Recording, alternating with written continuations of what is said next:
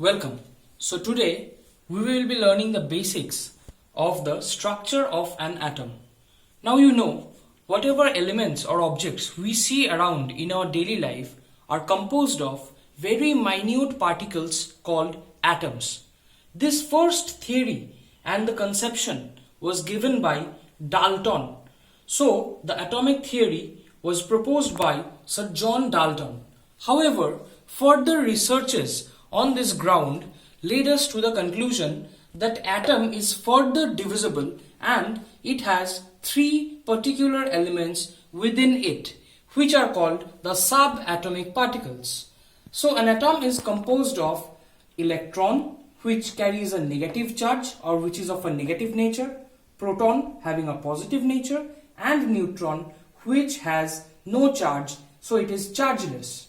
Now, if we consider these three subatomic particles in a particular flowchart, we will see that electron, proton and neutron have various mass and charges. They are symbolized with different digits, and with time to time they were observed and discovered and named by different scientists. So, coming to electron, we first say that J.J. Thomson first observed that there is something in an atom which carries a negative kind of a charge and which is really light in weight. He observed this, and later the name electron was given with the final discovery by Sir J.G. Stoney. It was symbolized as E. It has a mass of 9.108 into 10 to the power minus 31 kgs in the SI system or the System International. It bears a negative charge as already told and has a negative charge of minus 1.6 into 10 to the power minus 19 coulomb. Coming to proton, Rutherford was a scientist who discovered that a somewhat heavier element resides within the core or the nucleus of an atom. A nucleus is kind of a core which resides exactly within the center of that atom. He named this discovery as proton. Thus, proton was discovered and named by Rutherford. It is symbolized as P. Now this proton is kind of much more heavier than that of an electron. It has a mass of 1.6725 into 10 to the power minus 27 kgs, again in SI system. However, you can see that since an atom is electrically neutral, so this is obvious that the amount of negative charge an electron holds must be equal to the amount of positive charge held by a proton for every single atom. Thus, in terms of magnitude, apart from the sign, the charge of a proton is 1.6 into 10 to the power minus 19 coulomb, again with a striking difference that electron being negatively charged has a charge of minus 1.6 while proton has a charge of plus 1.6 into 10 to the power minus 19 coulomb. Coming to the third subatomic particle, neutron. Rutherford saw in his experiments that despite a positive charge within the nucleus, there is something which is much more heavier and almost similar to that of the weight of a proton.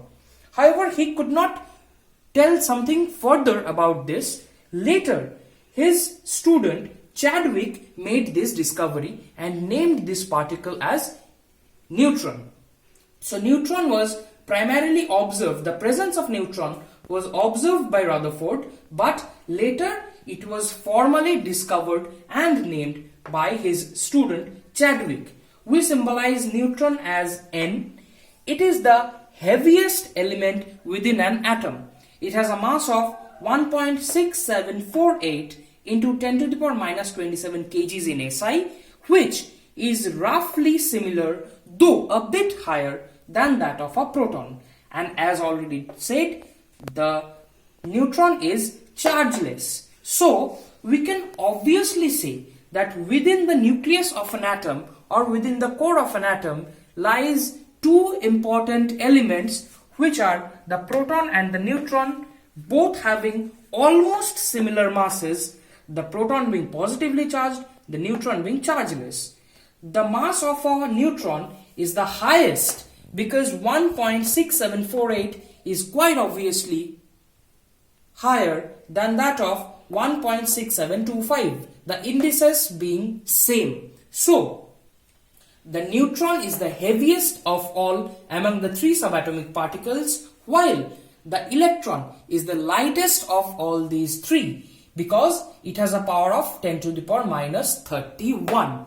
Now, since proton and neutron are heavier substances, they settle down within the nucleus or the middle of an atom. But these electrons, being extremely lightweight, having negligible masses, they cannot settle. So, they tend to revolve around the atom within orbits or shells, as we call them, in different shells called K, L, M, N, and it so goes on. Now, since the electron is really light, it keeps on surrounding and encircling the mass, the central mass of an atom. Thus, there are arrangements of the electrons in shells called electronic or atomic orbits named as K, L, M, N.